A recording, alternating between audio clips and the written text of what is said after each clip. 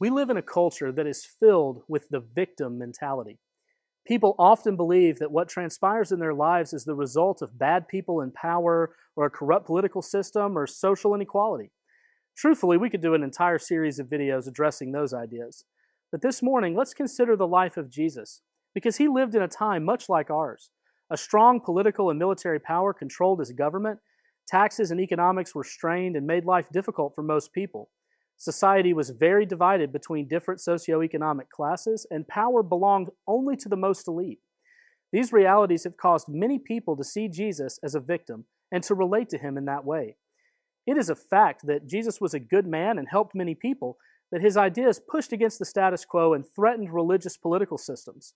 So the leaders of the time plotted against him, arrested him on false charges, testified against him with false witnesses, and put him to death on a cross, even though he was totally innocent.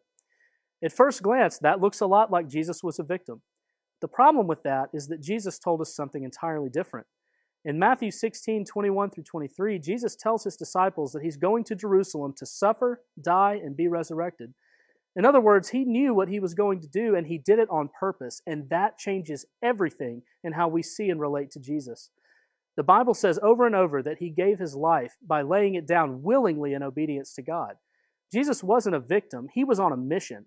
The only thing that held him on that cross was his willful decision to be there.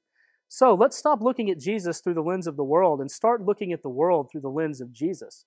Let's identify with him by living on mission, on purpose, and giving of ourselves for the sake of the lost. After all, whatever sacrifice Jesus requires of us, he will richly reward. So don't be a victim, be on mission. Change begins in you.